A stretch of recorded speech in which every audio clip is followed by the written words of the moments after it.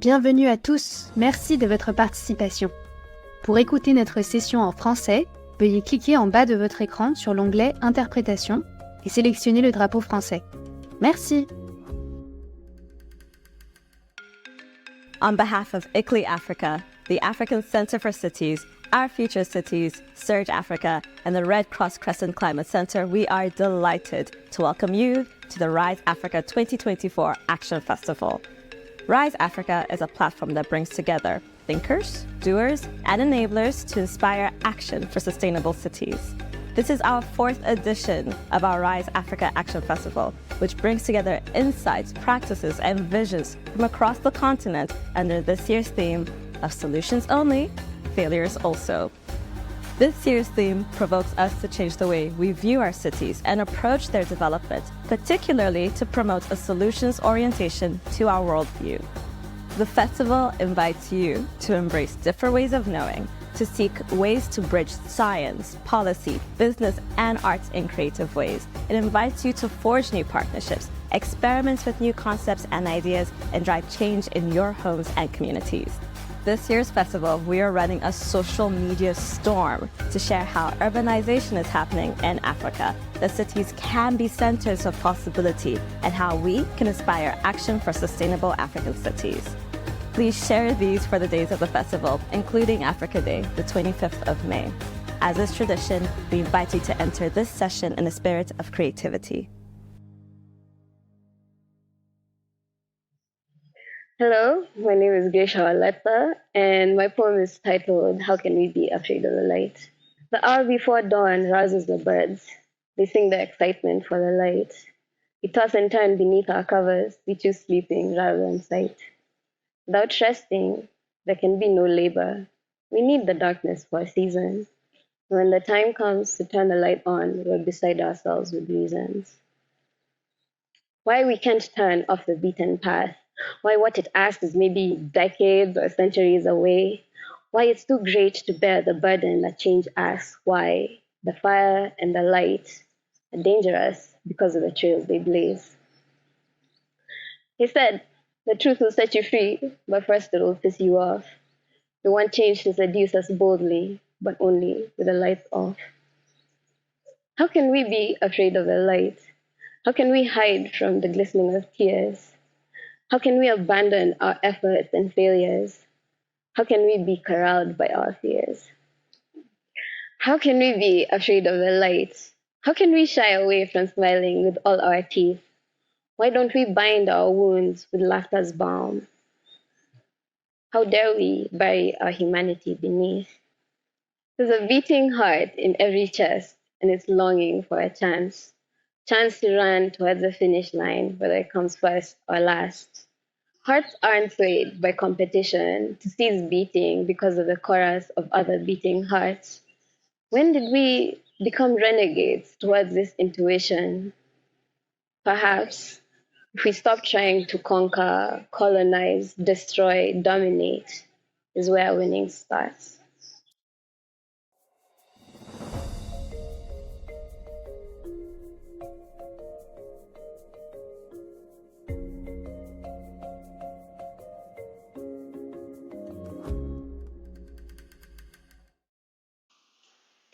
Okay, welcome everyone to this session on mapping urban reform successes across Africa. My name is Kate Lines. I'm a consultant with the African Cities Research Consortium and an honorary fellow at the University of Manchester Global Development Institute.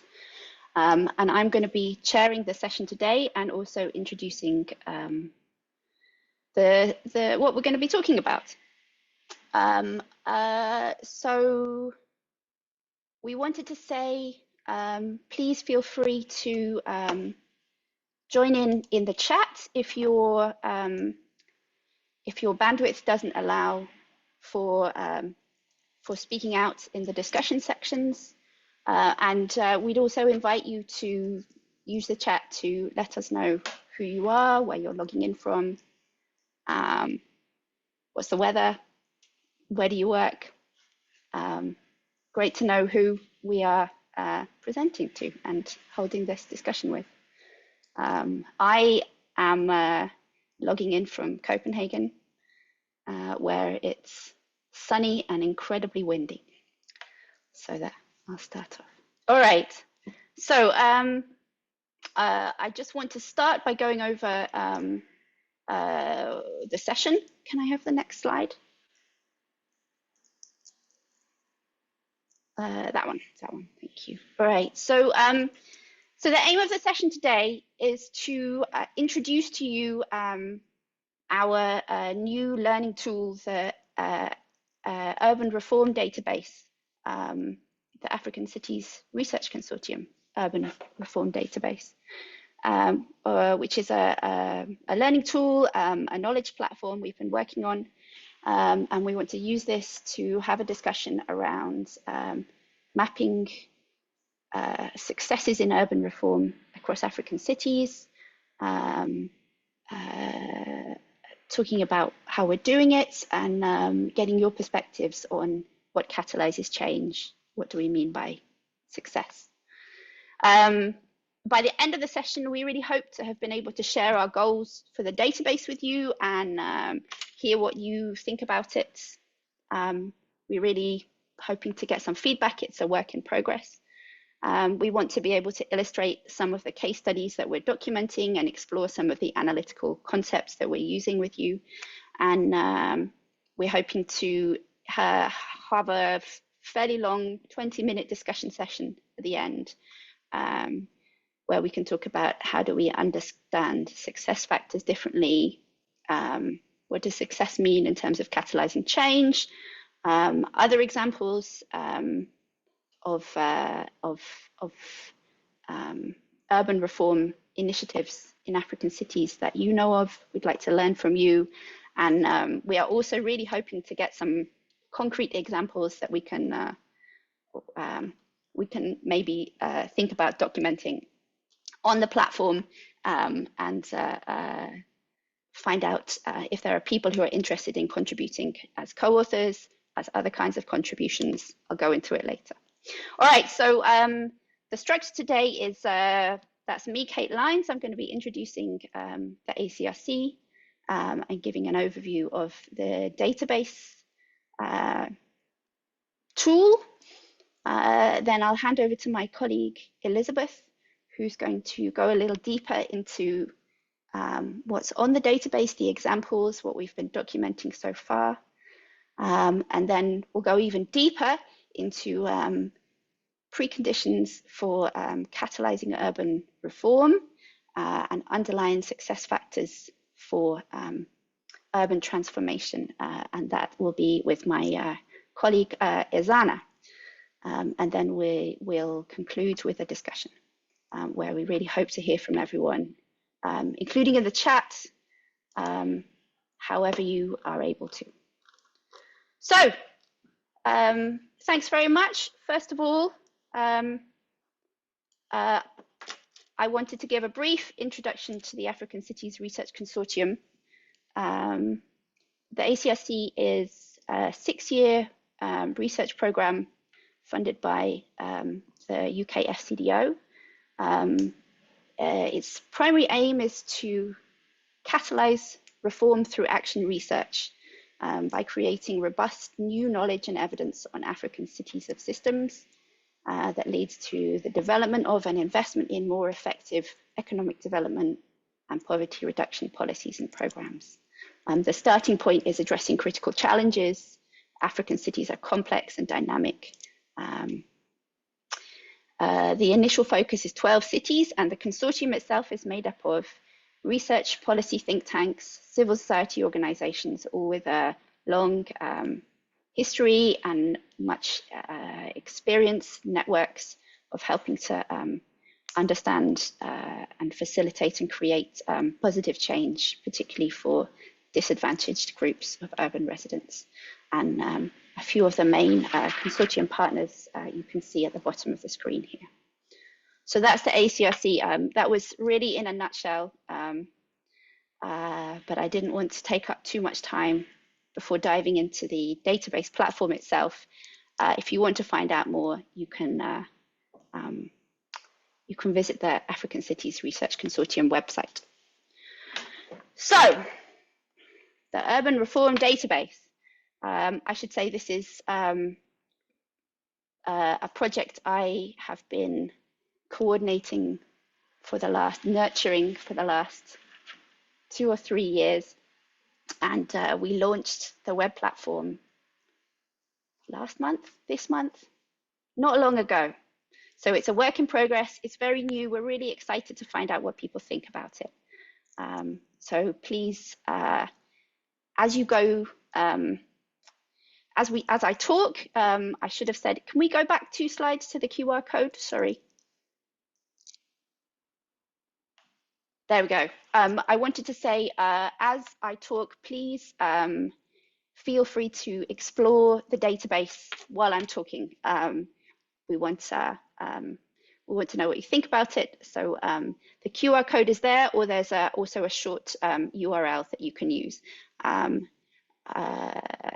Maybe we can sit with that for a second before we move on to the next slide, so people have a chance. But in fact, there is the QR code comes up again in a couple of slides' time. I have been slightly inconsistent. So can we go back to the first about the Urban Reform Database platform slide? Thank you, Hannah.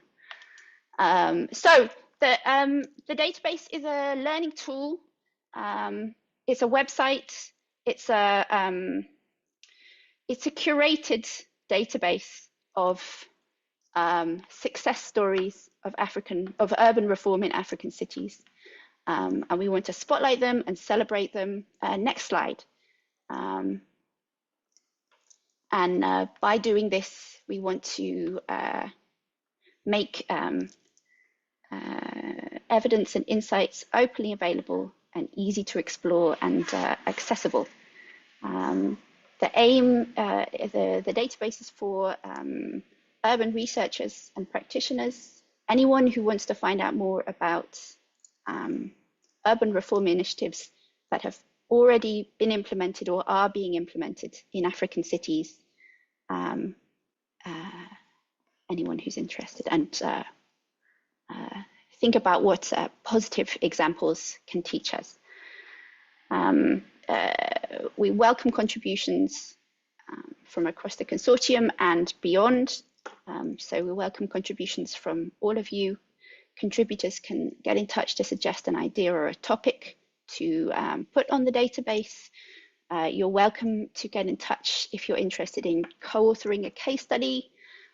We have a good, solid editorial support process. And there's also a comment function. So there's also a way to let us know what you think about the examples that we already have on the database. Next slide.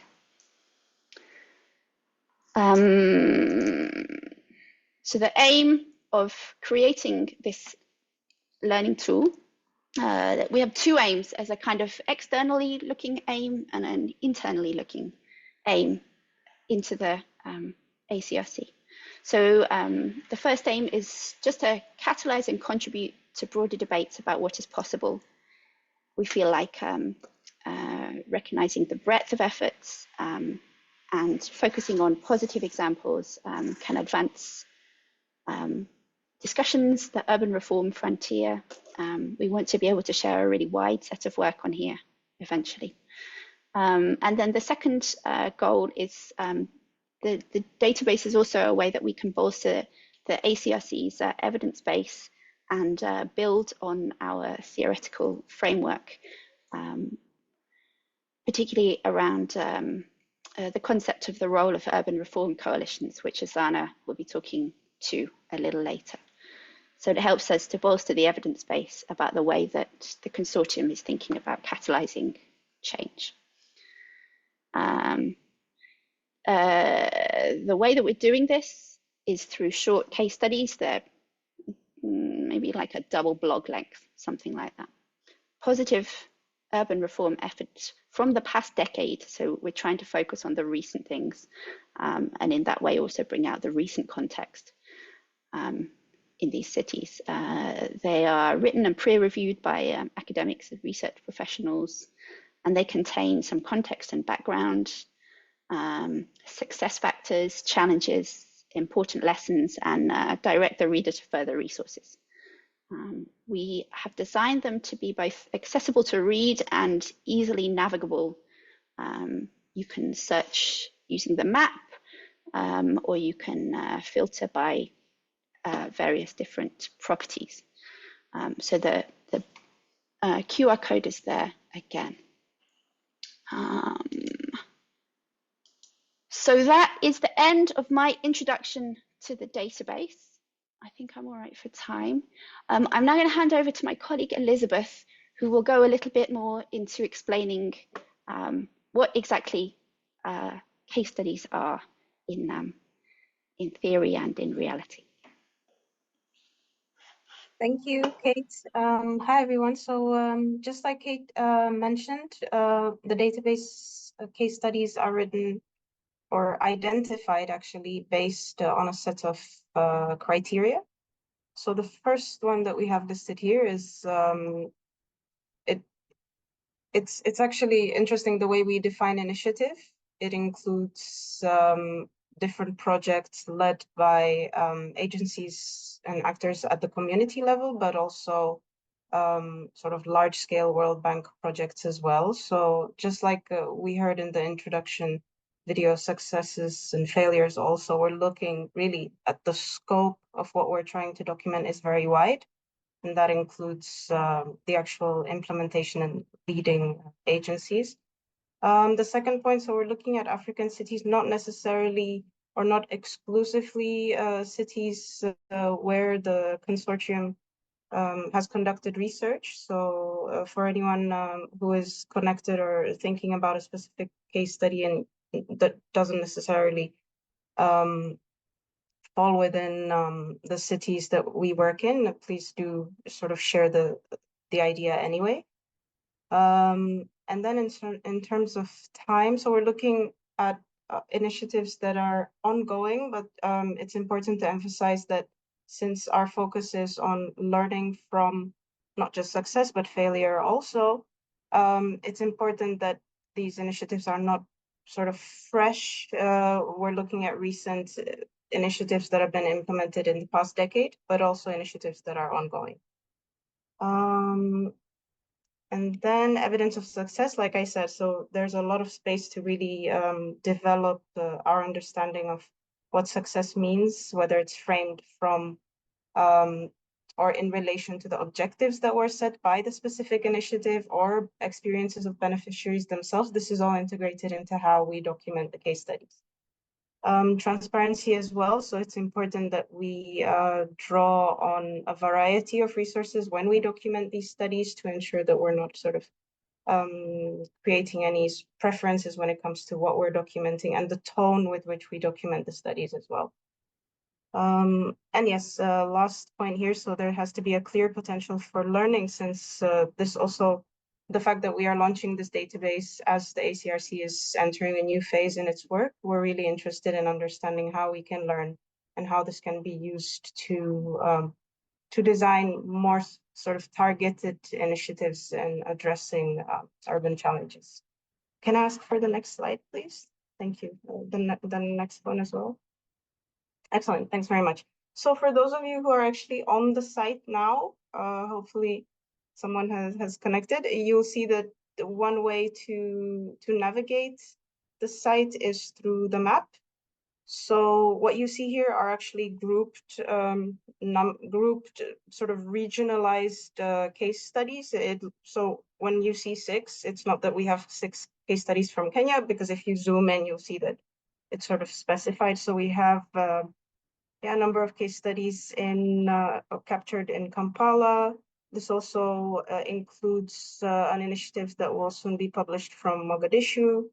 And then 2 case studies from Nairobi, I think, and from Dar es Salaam as well. So what's also great about the database is that it captures, or this map, it shows you the case studies that are already published and those that are sort of coming up. So it gives you an idea of what we're working on behind the scenes.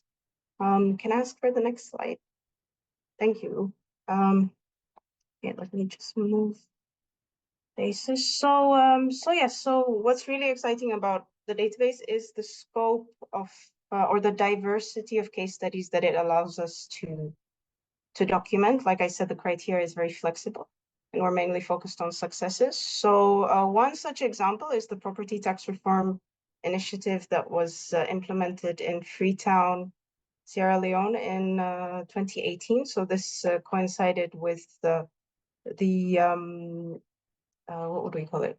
Yeah, the introduction of a new sort of political settlement at the municipal level with the arrival of a new mayor who who came in with a lot of sort of energy and in transforming Freetown as a growing city. And one of the projects that she focused on really transforming is the way that property tax is addressed at the municipal level. So with support from the FCDO, the mayor or the Freetown City Council, to be more specific, introduced a simplified points-based property valuation system, which basically resulted in a complete transformation in how property is registered and how tax is collected across the city. So it resulted in the actual identification or registration of virtually all property in the city, which had previously not been the case. And this had also included not sort of properties in informal settlements that were sort of viable or that would have been able to be included in the tax register, which had previously not been the case. So overall, this resulted in a more equitable taxation of property across the city. And most importantly, yeah, it increased the city's revenue from property tax. So thinking about it from a municipal planning level, this would have created, and it has created opportunity to generate revenue, which had previously been sort of dormant, and to invest those resources into infrastructure and improving services. I actually can't see the last point, but the slide is a bit but yes, I think since I wrote it, I think it says that it included property in informal settlements, which I already mentioned. Can I have the next slide, please? Thank you. So another great example of what we're able to document on as part of the database also relates to initiatives related to the provision of basic services. So one such example is the simplified sewage system in an informal settlement in Dar es Salaam. So this was established or introduced as part of a larger sort of research program that included a number of other cities, which was also FCDO funded. And this was implemented between 2014 and 2019. So what was really interesting about this is that this initiative had been implemented in other cities as well. I'm just checking my time. I'm already out of time almost.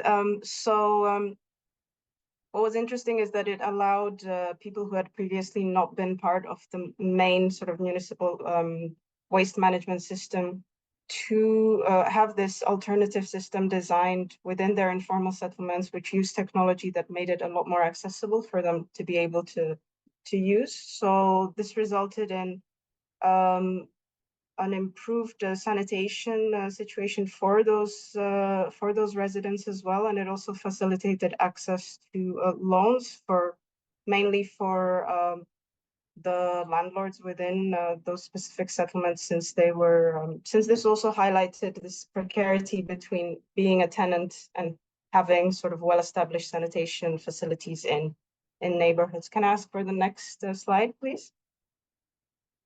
Thank you. And then a third example, which is completely different than the two that I had just mentioned. So the Civilian Joint Task Force in Maiduguri, which was introduced or created by the community in 2015 within the context of the Boko Haram insurgency. This is an excellent example of how citizens mobilize themselves to address the lack of service provision at the local level, but actually it also highlights the importance of collaborating with the state at the regional level, but I come back to that in the closing slide. So this increased security, sorry, can you go back? Sorry, yeah. So this increased security in vulnerable communities. It transformed neighborhood security provision power dynamics as well, because this imbalance and the fact that neighborhoods hadn't had security until this task force was put together really changed the dynamic and the empowerment that communities felt. And it also served as an important youth empowerment sort of tool, since a lot of the people who were part of the task force were young people. Next slide, please, and the next one, actually. Yeah, thank you.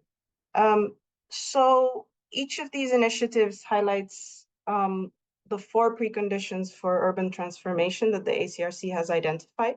So if we think about the property tax initiative in Freetown, this is an excellent example of what happens when you have commitment from the elites to really address an urban issue from an integrated level perspective, but also at a municipal level.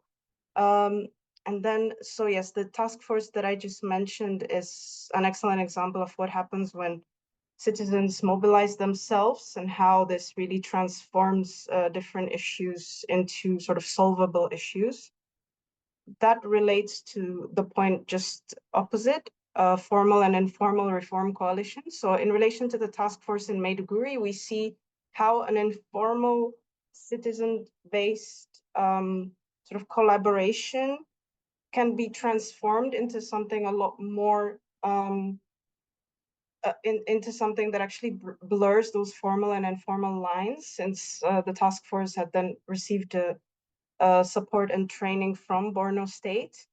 So that is also an important component for us. And then we have, can't actually move it. Yes, so when it comes to, what is the actual last point? I can't see the full slide, sorry. But yes, we have elite commitment and state capacity. So the transformation of state capacity also comes through the training of state officials and this general commitment to change that has to sort of, which is exemplified in partnerships that cut across the private sector, the third sector, and also communities. So what we find in a lot of our case studies is that this combined approach, this cross-sectoral approach, is really where you can sort of identify successes and long-term benefits for beneficiaries the best. So I'll leave it there. I'll hand over to Izana. Thank you.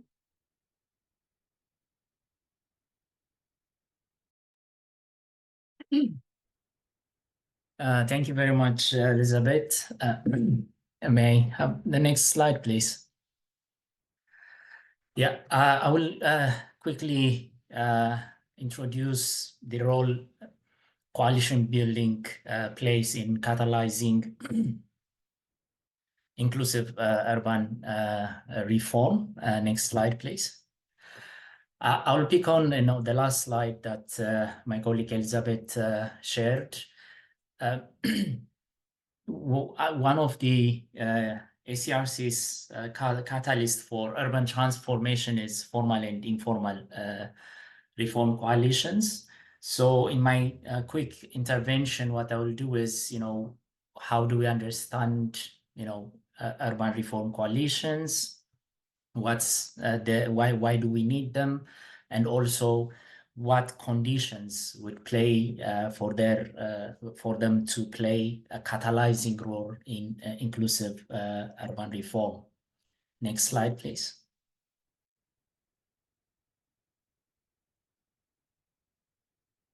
Next, thank you.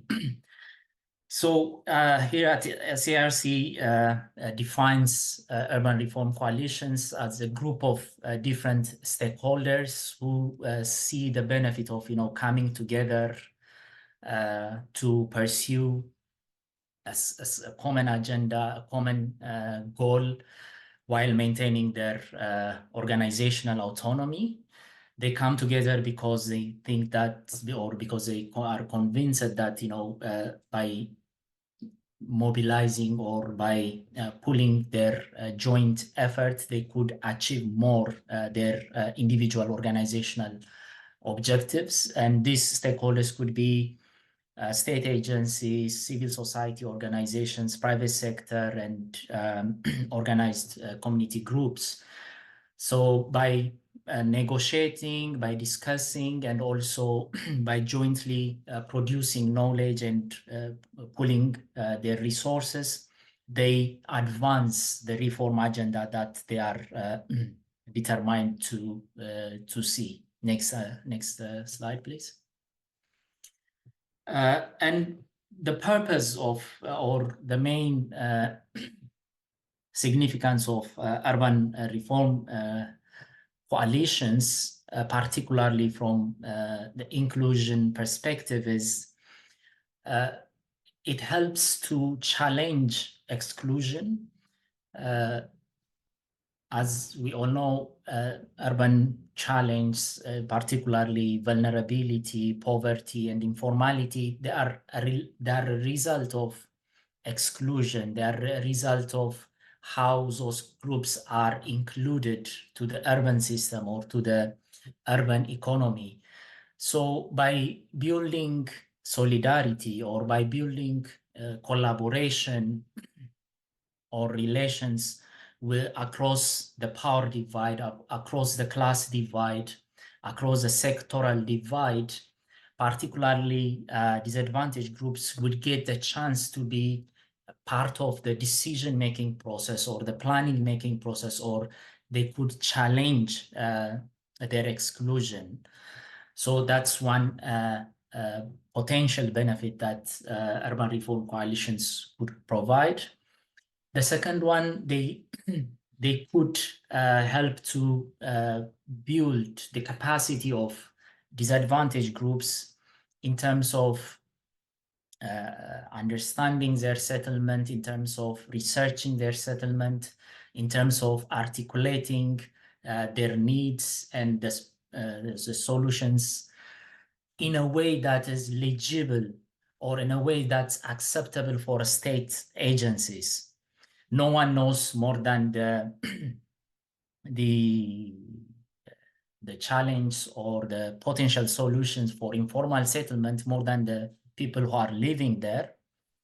But communicating their needs and demands in a way that captures the attention of the state agencies, city managers, or policymakers requires, collaboration with academicians or researchers who are committed for social justice cause, along with in partnership with organized disadvantaged groups. So it helps them, it have that benefit.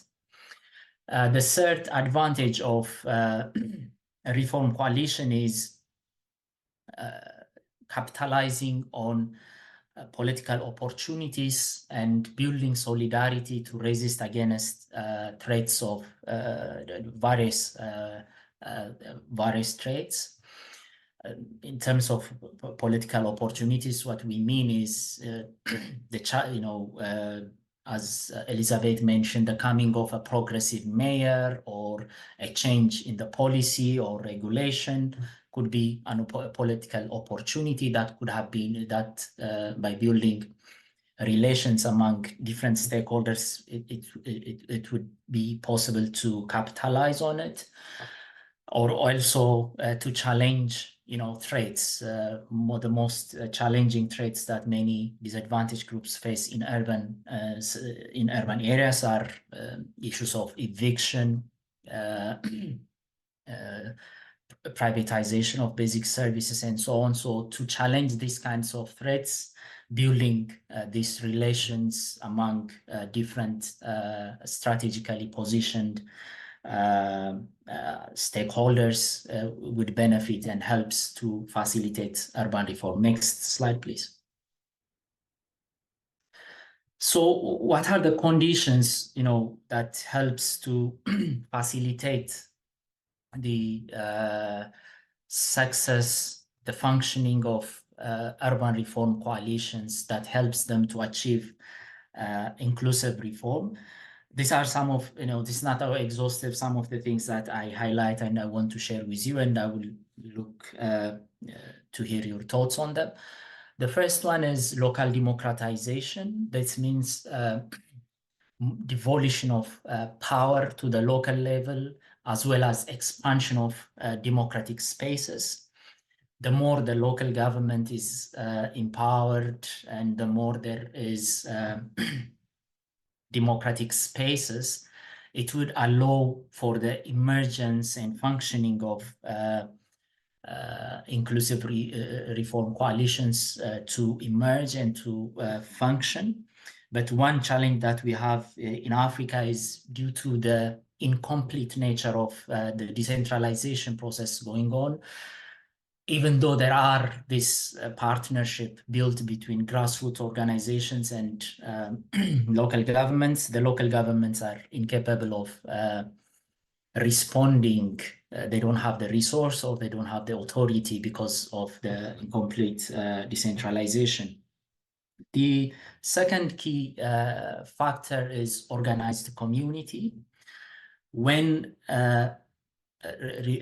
reform coalitions, when they are embedded in organized grassroots communities, that would help them first, to have a strong force, to make, to influence policy, and also for the representative to be taken seriously, because the power of disadvantaged groups is, in their solidarity or in their organization, so that it will help them to capitalize on it. Here, a good example, I wouldn't go in detail, but a good example is what slum dwellers international federations are doing in different parts of the world. A good example is from Municipal Development Forum in Jinja, Uganda, whereby most of, around 30% of the informal settlement residents were organized into the National Slum Dwellers Federation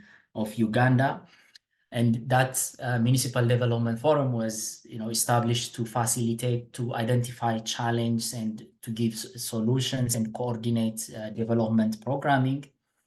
And the fact that, it is in that Municipal Development Forum, was embedded on on the Organized Slum Dwellers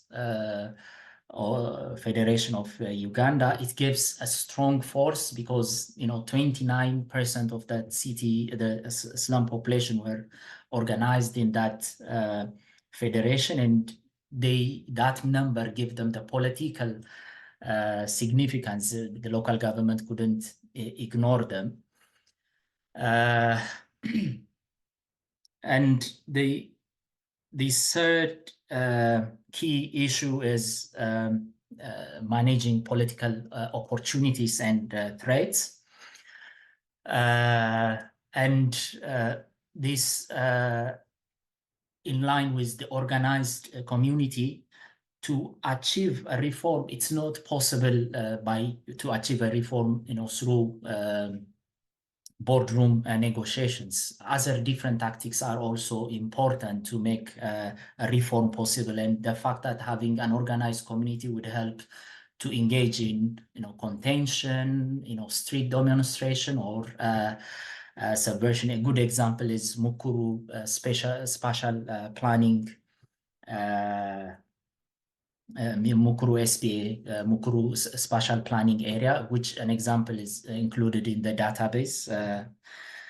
And the third is knowledge for production. I have the more the stakeholders engage in producing knowledge and showing, experimenting solutions, the more they can influence, urban reforms. The fifth one is building relational capital, or building network power. This comes out of not only through long-term engagement. But when the relationship between a coalition partner is managed by mutual trust, respectful engagement, as well as critical reflection of the relationship that they have, and when it's successful, and when a strong relation is built, this would also result in changing identities of the coalition partners. That's why we see representatives from Slum Dwellers Federation, giving lectures in universities, or researchers working with communities having, a community persona, or a community researcher, or becoming part of the community. And the last one is flexible and strategic reform agenda framing. It's important to flexibly, frame the reform agenda when coming together, so that interested groups could be included. And it's also important to be very strategic, particularly to get the buy-in from the government. It's important to align it with the government interests, policies, and strategies. Next slide. So these are just some. These are not exhaustive, and some of these cases you will see them in the African Cities Research database, and then I will also talk about in detail during the Q&A. Thank you.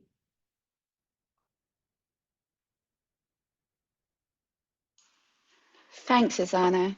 That was really interesting. And I hope that we have, in the presentations, provided a little bit of something for everyone, people who engage best with examples, people who just want to play around with a database, and people who like the conceptual, like to start with the conceptual side of things. So thank you both to Azana and Elizabeth. And we have the rest of the time available for questions, discussions. We have more time if we need it. We had thought to leave this at an hour, but we can go on if people are interested for maybe another 15 minutes or something. Let's see how we go, I suppose. So we've suggested some questions to invite you to let us know what you think. How might the database be useful in your work? What initiatives do you know of that should be there? We've got a long list of ones that we're working our way through putting up, but we'd love to add to them from your experience. What have you really learned from? And the last thing that we wanted to get to find out from you is what are the other discussions or efforts or agencies, organizations that we should be trying to connect up with in this effort, with this learning tool. Who else should we be connecting to? So you're welcome to put your comment in the chat if you prefer, and we'll read it out, or just raise your hand. I think we'll close this screen so I can see if people are raising their hands. And yeah, please, we'll stop talking and we'll hope to hear from everyone else. Although actually, before I do, I just want to read out one question we already had in the chat. Must case studies be carried out on projects you as a researcher were personally engaged in? Absolutely not. But we are seeking to draw on existing knowledge, existing written resources to document the case studies in order to make the most of our own resources. So if you weren't involved, that's fine, but it would be great if you could connect us up with materials or people who were, or point us in the right direction. And secondly, should case studies be conducted in places falling within the ACRC cities? No, African cities, for now, But no, please, we already have one from Namibia coming up. I just started talking to someone about one from South Africa. So no, absolutely not. Please get in touch. The main thing is those criteria. What are the really inspiring recent examples that we should help people to learn from by documenting? Someone else, questions in the chat?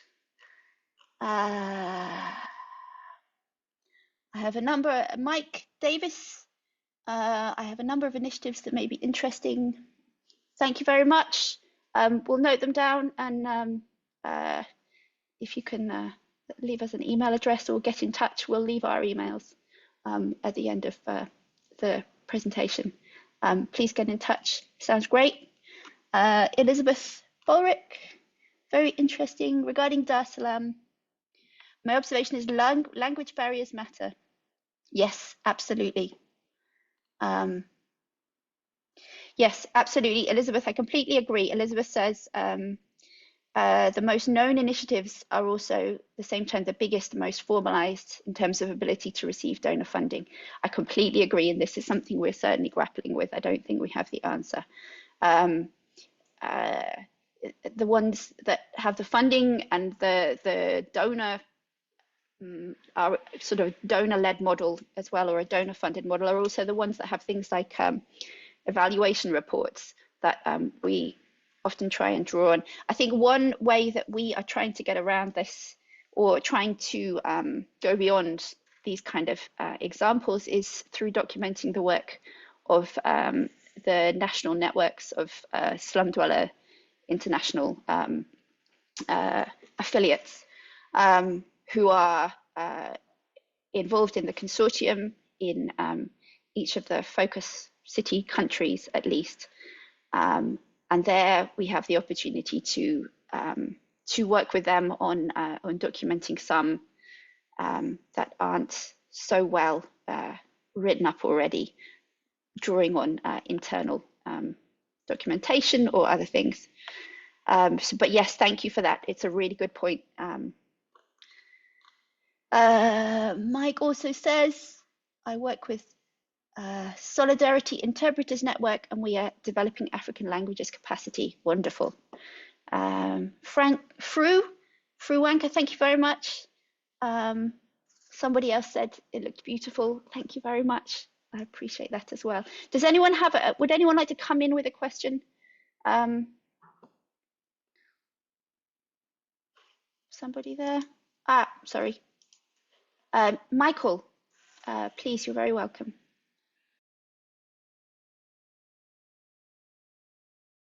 Hi everyone, my name is Michael Bull. I'm from ICLEI Africa. I'm based in Cape Town, South Africa. So thanks to all of you, the team, for I think a really rich presentation. And for me, I think what's particularly fascinating is this relationship between the really practical stuff and the theorizing, or the sort of practice-led theorizing. So I think this is a real gap at the cities level, and we need more of this type of work to really amplify the insights from cities into places like the IPCC, their special report, and other processes.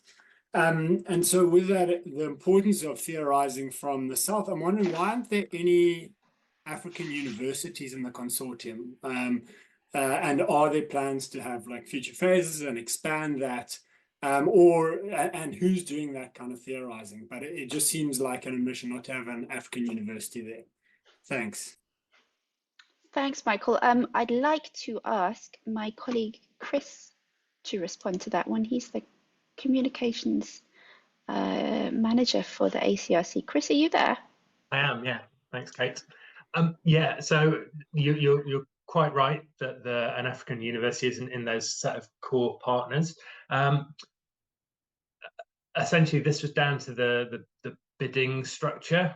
So this was originally a tender from FCDO, and as part of what was written into the bid, they said that they wanted final sign-off on the cities that were selected.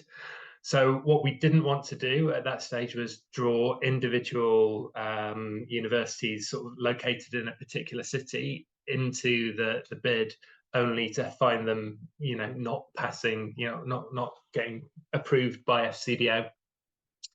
So we only worked with organisations like SDI or with ICLEI or PASCAR, who had regional presence. But the vast majority of the actual work has been undertaken by teams located within the cities. So we're working with a ton of universities within each of the cities. And as the programme moves on, we're looking to devolve and localise power, budgetary responsibility, decision-making responsibility to those cities, so that they're able to pursue an urban reform agenda, within their local context and with that full local knowledge, rather than pretending that we can decide everything sitting from Manchester. So yeah, that's the background. Thanks, Chris. Ivan. Thanks very much, Kate, and to the colleagues for this very, very interesting platform, and congratulations for putting it together and for getting it where it is at right now. From the brief look and your presentation, it seems like there's a lot of really, really rich knowledge there. I'm also, as Michael, work for ICLEI Africa, so I was hoping maybe that someone could jump in between us. But I think for ICLEI in particular, working with local governments across the continent, across the world, this is an incredibly useful tool, particularly for just informing us what cities and what's possible in cities, whether it's driven by local communities or the municipalities themselves, or even from a more of a regional, provincial level. I think there's a lot we can learn here, and it also demonstrates the importance of local action, which is always reaffirming to us in our work. So thanks very much for that. I just want to maybe respond while we're here on the second point in your questions, which relates to kind of what initiatives that you should be aware of, and kind of in my field of work, which is very much focused on urban food systems. There's the Milan Urban Food Policy Pact, which has a wide range of case studies, especially when you're looking at the Mill Impact Awards. I think it's an incredibly rich database of urban success stories. And then there's also the Guangzhou Awards. I'm not sure the extent to which you've engaged with them, but also they're global, so they look at case studies from across the world in different categories, but very, very interesting to look at and to connect with. And I think then also just building on Michael's point with African research institutions and universities like the African Cities Research Consortium, for instance, here in Cape Town, also has access to a very rich database. And I think this is, being an academic institution, there's very rich, great opportunity for collaboration. But my question, just after all of that, is I'm very interested in this concept of success, because it's all about mapping urban success stories. And I would be quite curious to know how if you can perhaps just provide us with an example of how success is determined. I know that Elizabeth spoke of that it's perhaps context specific, but I think it would be quite interesting to hear maybe of an example of how that's previously been done. Thank you. Thanks. Excellent question. And yes, it's also one that I was hoping would come up. Thanks, Ivan. I'll start, but I would really like to hear from my session colleagues and anyone else how you see this. I think, I guess from my perspective as the editor who designs the templates and the questions that we ask the authors to answer, this is the perspective I can speak from. We start off by asking people to define how the initiative itself set out what it considered to be a success. So if we can find that, like what were the goals? and what did they understand about a kind of broader idea of success. So this is our starting point, and then we take that and we look at it against the framework that Azana and Elizabeth have talked to of the 4 preconditions for catalyzing urban reform that the ACRC has identified, and we look at both that understanding of success and the initiative against them, and think about how that overlaps as well. So can we put it in our own conceptual framework that is drawing on this wider body of research? And then lastly, we try and draw on assessments of success against those 2 ways of thinking by, if possible, whoever is considered the target populations of the initiative, the beneficiaries. I know no one likes that term. So can we find documentation of different perspectives of different stakeholder groups that were involved in the initiative? What did the target populations understand about how successful it was? What did the project partners understand? Sometimes they're the same people, at least in part. And what does the if there is other evaluative literature that we can draw on, or analytical literature, what do they say about how successful it is? So we do try and engage on a very case by case basis, because we are seeking to document as wide a possible a range of initiatives as we can. So I hope that answers your question. I couldn't give an example, but I wonder if Elizabeth can. Yep. Thanks, Kate, and thank you for the question. So, like I mentioned in the presentation, and like Kate just reiterated, the initial sort of entry point into framing success within the template that we're working with is in relation to the objectives that were set by the initiative.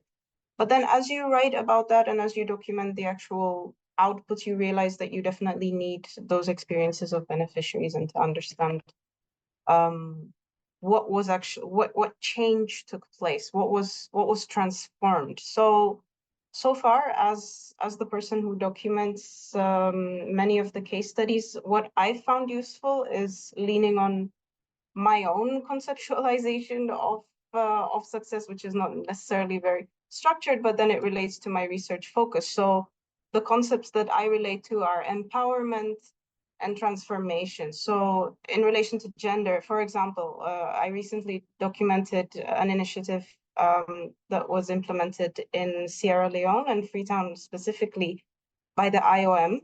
And one of the components was to dissuade young people from actually migrating abroad. So the initiative created different employment opportunities, and one of those specific interventions actually included integrating women into parts of the employment labor sector that were otherwise exclusive to men, where men were overrepresented. So this actually resulted in kind of a reshuffle of the gender norms and gender relations. So it really requires sort of digging into the specific outcomes.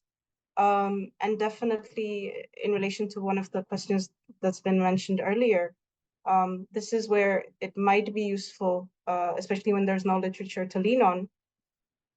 If people have actually been involved in these initiatives, they might have a sort of a deeper understanding of what those specific outcomes were at the local level, at the individual level, even at the household level. So yeah.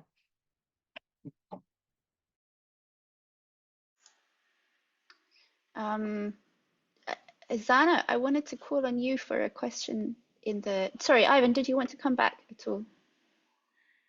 No, that's very clear. I think we can have a whole webinar on this topic. Yes, so, absolutely. Yeah.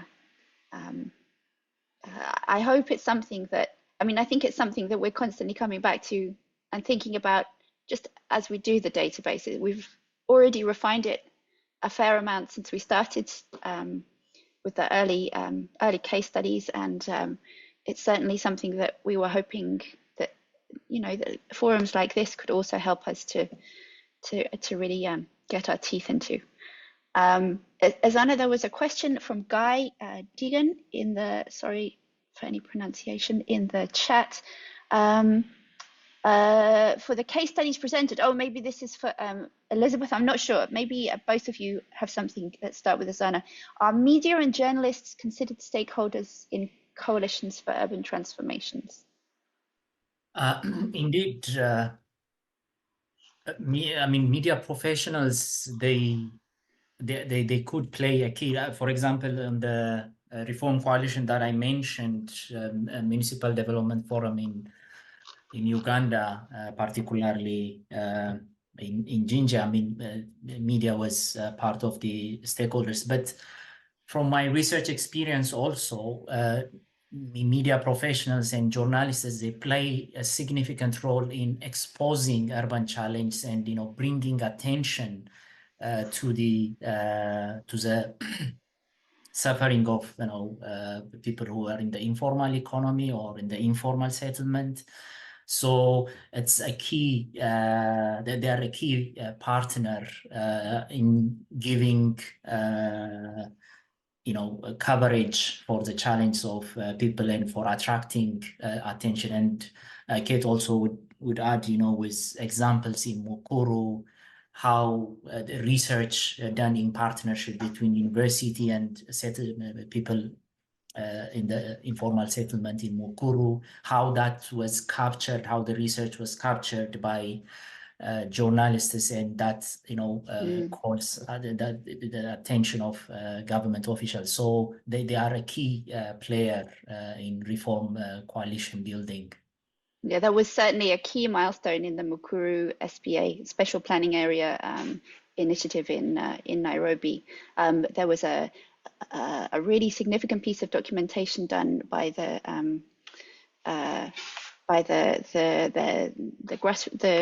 civil society leaders of that coalition based in Nairobi with the University of Berkeley. University of California, Berkeley. And they came up with real hard data on what they're calling the poverty penalty, how much more per unit of water or electricity that people living in this informal settlement paid compared to in the formal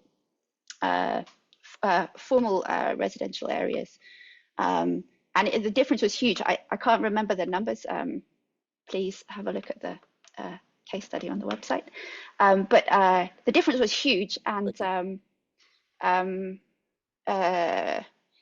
it really caught the media's attention. And I think it was one of the ways that the media drove the city council to start to really take this very seriously.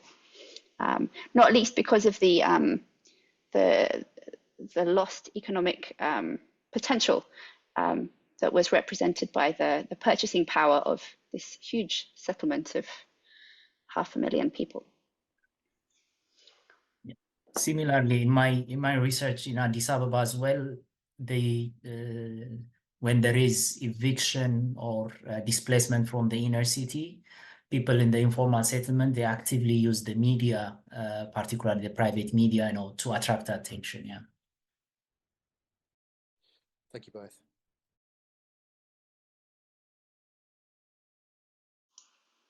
All right, thanks very much.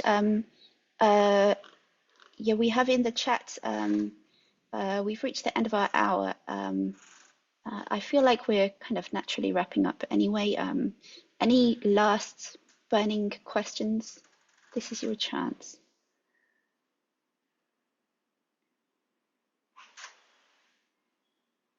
No? Right, wonderful. Apologies to anyone who commented in the chat and I missed. We've also left our email addresses in there and a link to the blog that gives an overview of the database. Please get in touch after this, and I'll certainly try and make a list of all of the suggestions that have been made, and we'll start looking into them. Yeah, feel free to get in touch with any of us. We're really keen to, we welcome contributions, and we're really keen to draw on all of your experiences in building this tool, which is still in quite early days. And thank you very much for all of the positive feedback. Ivan, is there any other housekeeping we need to cover? No, I think that's it. Thanks for a really interesting session, and once again, congratulations on this database. I can't wait to dive into it.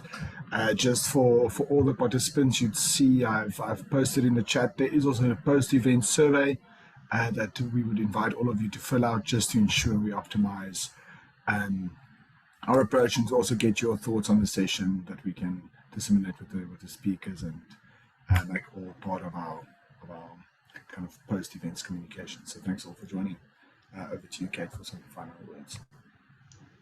All right. Well, I kind of did my final words, but other final words are, again, thank you very much.